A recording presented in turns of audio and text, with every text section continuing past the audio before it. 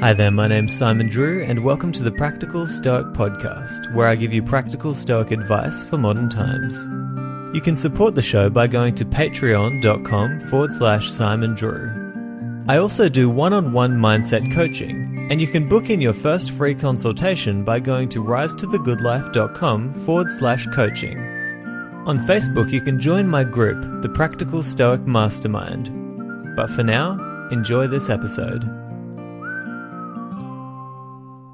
Hi there, my name's Simon Drew, and welcome to the Practical Stoic Podcast. Something that people often get wrong about Stoicism is the idea that this philosophy teaches us to not pursue worldly success.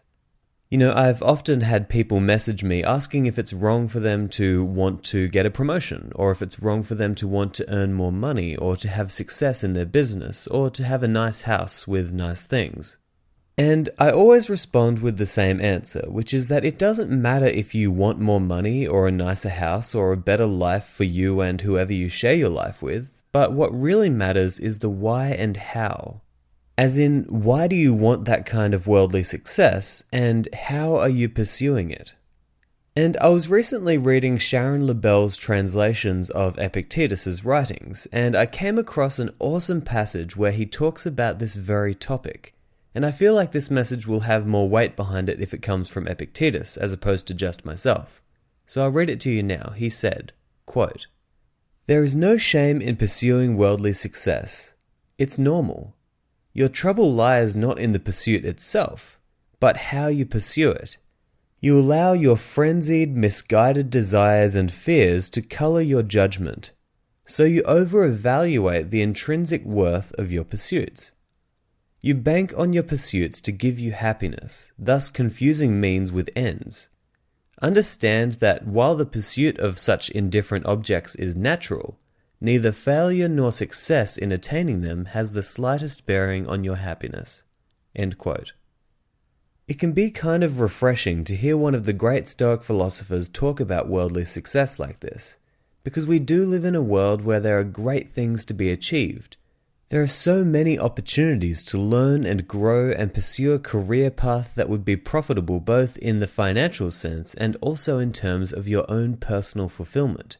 And as Epictetus said, it is only natural that we would want to pursue these things that would seem to be worldly, like a great career and a nice home and money and all the things that money can buy. I mean, look at Seneca. He was a man who had so much. He was a wealthy investor, he was an advisor to the emperor, and he was highly skilled and a well-known playwright. He's a man who achieved the highest level of worldly success, and he's someone who we look up to for counsel to this day. But you see, as much as it is natural to pursue all of these things, there is a caveat.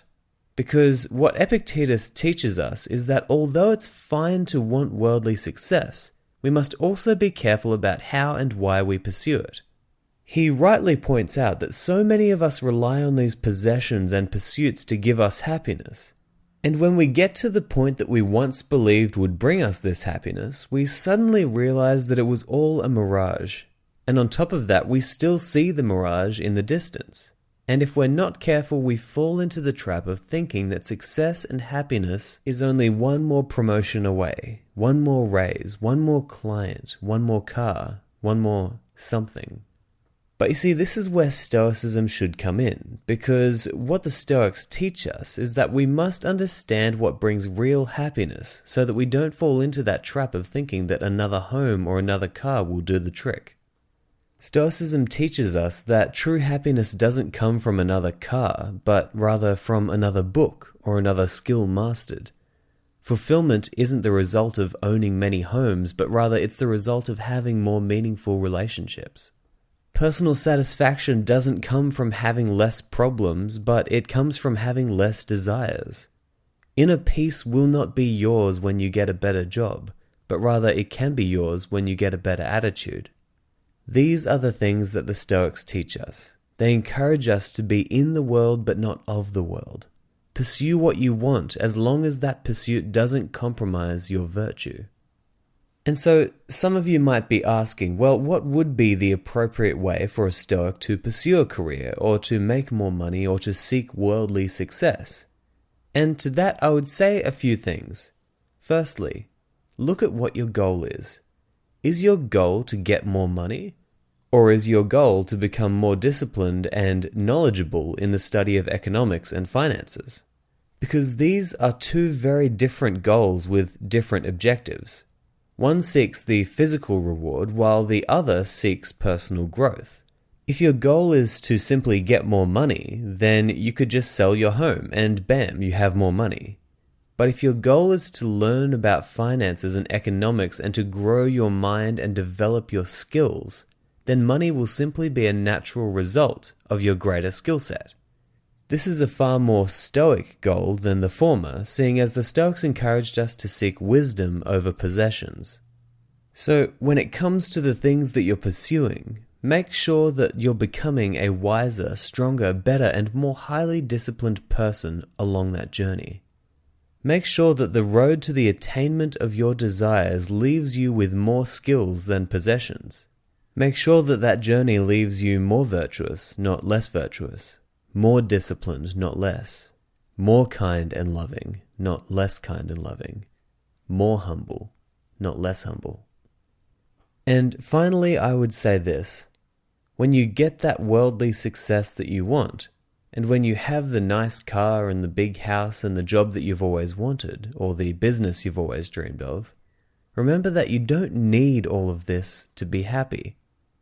See, that's the trap that we all fall into. But if you can avoid that trap, and if you can find your happiness and fulfillment in the things that really matter, then I think that the Stoics would approve. I hope that this has been helpful, and I'll talk to you next time. But until then, I hope that this episode has helped you on your rise to the good life. Ciao. Thank you so much for listening to this episode of the Practical Stoic Podcast.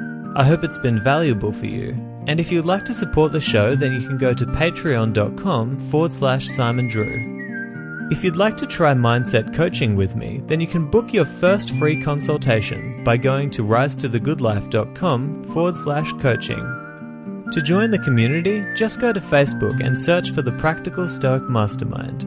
The links to all of these places are included in the show notes, but for now, this is Simon Drew signing out.